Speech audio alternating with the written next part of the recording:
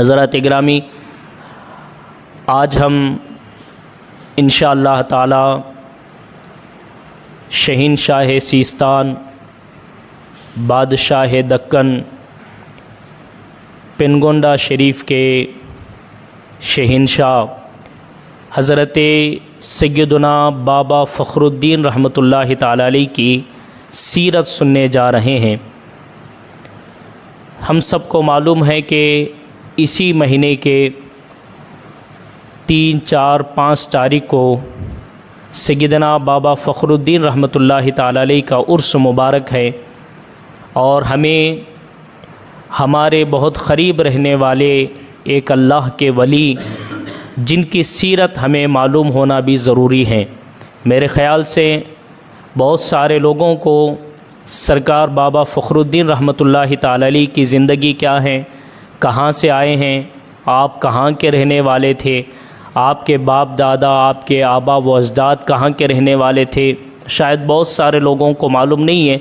तो इंशाअल्लाह ताला हम कोशिश करेंगे कि एक ये महीना जो सरकार बाबा फ़खरुद्दीन रहमतुल्लाहि ताला अलैहि की तरफ निस्बत किया जाता है, इस महीने में हम थोड़ा थोड़ा करके सरकार बाबा फ़खरुद्दीन की पूरी ज़िंदगी सुनने की कोशिश करेंगे।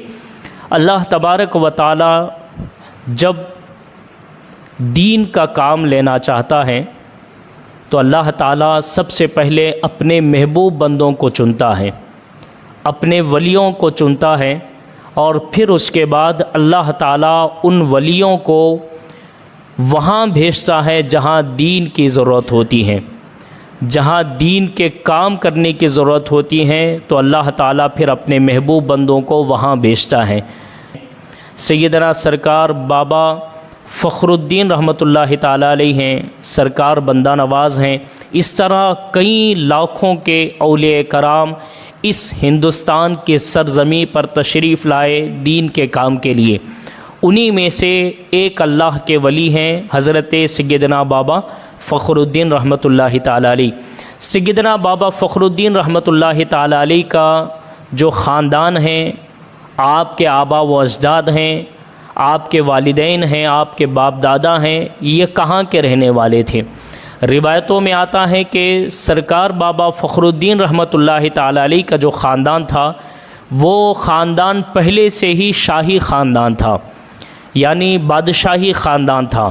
आपके बाप दादा पहले से बादशाह थे और तो आपके दादा जो हज़रत सैयद मोहम्मद थे ये मक्का और मदीने के बादशाह थे, मक्का और मदीने के बादशाह थे। वहाँ से मक्का मदीने से कुछ लोग सिस्तान आए। सिस्तान एक शहर है, सिस्तान की तरफ आए। तो सिस्तान जब आए ये मक्का मदीने वाले, तो वहाँ का एक बादशाह था जिसका नाम अकाबिर था। तो ये जो बादशाह अकाबिर नाम का जो शख्स था, जो बादशाह था, ये बादशाह लोगों पे जुल्म करता था, जालिम किस्म का आदमी था और लोगों के माल छीना करता था, लोगों को सताया करता था, परेशान किया करता था। लोग जो कारोबार करते थे, जो कमाते थे, उन कमाइयों को ज़बरदस्ती छीन लिया करता था। यानी हर तरफ से वो लोगों पे जुल्म व सितम करता था, लोगों को परेशान करता था। तो ये जो मक्का मदीने से कुछ लोग सिस्तान आए थे, इन्होंने सोचा था कि चलो हम सिस्तान जाते हैं, वहाँ मालूम करते हैं क्या हालात हैं, वहाँ के लोगों की क्या हालात है। जब वो लोग सारे मिल के सिस्तान शहर आए तो सिस्तान में देखा यहाँ तो लोगों पर ज़बरदस्ती होती है, यहाँ तो लोगों पर जुल्म होता है, लोगों को मारा जाता है, पीटा जाता है, सताया जाता है, लोगों के कमाई के माल यहाँ छीना जाता है, लोगों पर जुल्म व सितम होता है। तो वो जो मक्का मदीना से जो लोग आए थे वो वापस फिर मक्का मदीना गए और वहाँ जो सैयदना बाबा फ़खरुद्दीन रहमतुल्लाहि ताला अलैहि के दादा जो वहाँ के बादशाह थे हज़रत सैयद मोहम्मद हुसैनी रहमतुल्लाहि ताला अलैहि, उनको ये सारा मामला सुनाया कि सिस्तान में लोगों पर जुल्म होता है, वहाँ के लोग सताए जाते हैं, वहाँ लोगों पर जो है ज़्यादती होती है। जब ये बात वो लोग सुनते हैं, बादशाह के पास जब सैयदना बाबा फ़खरुद्दीन के दादा के पास ये बात सुनाई जाती है तो हज़रत सैयदना बाबा फ़खरुद्दीन के दादा सैयद मोहम्मद हुसैनी रहमतुल्लाहि ताला अलैह ने अपने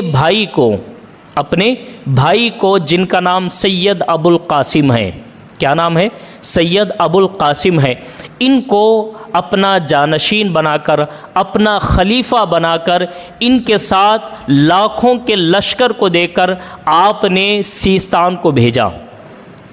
कहाँ भेजा? सीस्तान को भेजा। अब ये सारा लश्कर मिलके सीस्तान आया। पहले तो उन्होंने ये कहा कि भाई आप लोगों पे जुल्म करते हैं, लोगों पे ज़्यादती करते हैं, लोगों को मारते हैं, यहाँ परेशान करते हैं। हम आपके लिए कोई लड़ाई झगड़े के इरादे से नहीं आए हैं, हम आपको समझाने के इरादे से आए हैं। अगर आप समझ जाएं तो अच्छी बात है, नहीं समझ में आए तो फिर जंग के लिए तैयार हो जाऊं। देखो, इस्लाम एक ऐसा प्यारा मज़हब है कि जिसमें कभी भी लड़ाई की बात हुई है तो इस्लाम ने कहा तुम्हें लड़ना नहीं है, पहले समझाना है, पहले समझदारी से काम लो, मोहब्बत से काम लो। हाँ, अगर ना सुने तो फिर हमारा इस्लाम ये कहता है कि अगर तुम वक्त के बादशाह हो, वक्त के शहंशाह हो, तो तुम्हारे अंदर वो इख्तियार है।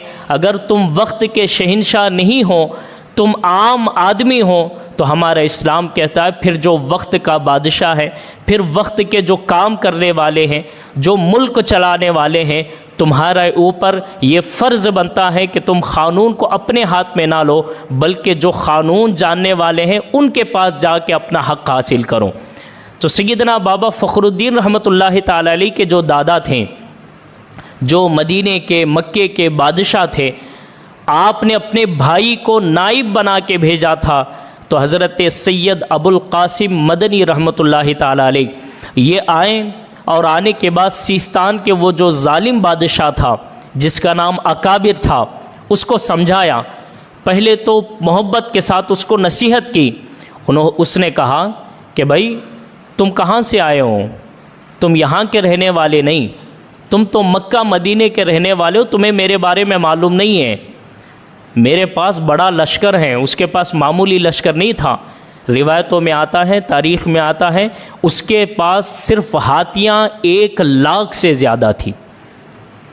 उसके पास घोड़े पर सवार होकर लड़ने वाले हज़ारों के तादाद में थे। तो उसने कहा कि भाई तुम्हें मालूम नहीं हमारे बारे में, हमारे पास बड़ा लश्कर है, हमारे पास हाथियों का फ़ौज है, हमारे पास घोड़ों का फ़ौज है, हमारे पास लड़ने वाले जंगजू बड़े सारे हैं, तुम हमसे क्या मुकाबला कर सकते हो। तो सैयद अबुल कासिम हुसैनी मदनी रहमतुल्लाहि ताला अलैह ने आपने फरमाया कि अगर तुझे तेरे लश्कर के ऊपर घमंड है, हमें हमारे अल्लाह के ऊपर भरोसा है। तुम्हें घमंड है लश्कर के ऊपर, हमें हमारे लश्कर के ऊपर, हमारे लोगों पे भरोसा नहीं। हमारा भरोसा किसके ऊपर है? अल्लाह ताला के ऊपर है। हमारे यहाँ लश्करों से काम नहीं चलता, हमारे यहाँ अल्लाह पर भरोसे के साथ काम चलता है। उसने कहा कि चलो अगर ऐसी बात है तो देख लेंगे तुम्हारे अंदर ताकत क्या है, हमारे अंदर ताकत क्या है। तो जंग की शुरुआत उसने खुद किया। जैसे ही जंग की शुरुआत हुई तो सैयद अबुल कासिम हुसैनी रहमतुल्लाहि ताला अलैह ने फिर अपने लश्कर को हुक्म दिया कि भाई ये जंग के लिए शुरू हो चुके हैं, अब हम भी जंग के लिए शुरू होते हैं। दोनों तरफ से जंग शुरू हुई। अल्लाह तबारक व ताला ने सैयद अबुल कासिम हुसैनी को फ़तह अता फ़रमाई, कामयाबी अता फ़रमाई। अब वो जो बादशाह था वो नाकाम हो गया, बादशाह शिकस्त हो गया और बादशाह को मार दिया गया। जैसे ही बादशाह को मारा गया, सीस्तान के जितने लोग थे सारे लोग जमा हो गए और सैयद अबुल कासिम हुसैनी से कहते हैं कि सरकार, आपसे बेहतरीन बादशाह कोई हमारे लिए नहीं हो सकता, लिहाजा इस बादशाह के कुर्सी पे आप बैठें। लोगों के मशवरे के बाद, लोगों के कहने के बाद सैयद अबुल कासिम हुसैनी रहमतुल्लाहि ताला अलैह बादशाह के तख्त पे बैठते हैं और वहाँ से सीस्तान की बादशाहत आपके यहाँ आई। अब सीस्तान के बादशाह कौन हैं? सैयद अबुल कासिम हुसैनी रहमतुल्लाहि ताला अलैह। पहले तक ये था कि सीस्तान में लोगों पे जुल्म होता था, लोगों को सताया जाता था। परेशान किया जाता था। लेकिन जैसे ही हज़रत सैयद अबुल कासिम हुसैनी रहमतुल्लाहि ताला अलैह आप बादशाह बनते हैं, हाल ये था कि लोगों के लिए खाने के फ्री के इंतज़ाम किए जाते थे, मुसाफिर खाने बनाए जाते थे, लंगर लगाए जाते थे, जगह जगह रहने वालों के लिए, बाहर से आने वालों के लिए बेहतरीन इंतज़ाम किए जाते थे, लोगों को तोहफे दिए जाते थे, लोगों को मालो दौलत दी जाती थी। जो लोग आते थे आपके पास परेशानी लेकर, आप उन परेशानियों को दूर करके भेजा करते थे। इतनी बेहतरीन हुकूमत सैयद अबुल कासिम हुसैनी रहमतुल्लाहि ताला अलैह की थी। सैयद अबुल कासिम हुसैनी रहमतुल्लाहि ताला अलैह के फिर आपकी औलाद हुई। आपके औलाद में से एक का नाम है सैयद हुसैन जाहिद रहमतुल्लाहि ताला अलैह। क्या नाम है? सैयद हुसैन जाहिद रहमतुल्लाहि ताला अलैह। सैयद हुसैन जाहिद रहमतुल्लाहि ताला अलैह कौन है? सैयदना बाबा फ़खरुद्दीन के वालिद हैं। सैयदना बाबा फ़खरुद्दीन के वालिद का नाम, सैयदना बाबा फ़खरुद्दीन के अब्बा का नाम क्या है? सैयद हुसैन जाहिद रहमतुल्लाहि ताला अलैह हैं। हज़रत अबुल कासिम हुसैनी के बेटे हैं सैयद हुसैन जाहिद रहमतुल्लाहि ताला अलैह। इनकी विलादत हुई। इनके विलादत के बाद जब जवान हुए तो फिर वो बादशाहत इनके पास आई। किसके पास? सैयदना बाबा फ़खरुद्दीन के वालिद के पास। सैयदना बाबा फ़खरुद्दीन रहमतुल्लाहि ताला अलैह के वालिद आपके अब्बू जान अब जो है बादशाह थे, अब सीस्तान को संभालते थे। आपके वालिद की ख़ास बात ये थी कि सीस्तान में कई मस्जिदों के तामीर का काम हज़रत सैयदना बाबा फ़खरुद्दीन के वालिद साहब ने किया है। सैयदना बाबा फ़खरुद्दीन रहमतुल्लाहि ताला अलैह के वालिद ने कई मस्जिदों की तामीर की, लोगों के लिए अच्छे अच्छे इंतज़ामात किए। फिर उसके बाद आपके घर में सैयदना बाबा फ़खरुद्दीन रहमतुल्लाहि ताला अलैह पैदा हुए। अब देखो किस शान के साथ अल्लाह का वली दुनिया में आ रहा है। बहुत क़रीब है ना हमारे पास। कितना दूर है? पेनगोंडा शरीफ कितना दूर है? 70 किलोमीटर है, 7 किलोमीटर है। कितना क़रीब है। देखो हम ये जो अल्लाह के वली हैं सैयदना बाबा फ़खरुद्दीन हैं, उनकी शान को नहीं जानते, इसलिए हम जाते आते नहीं ना।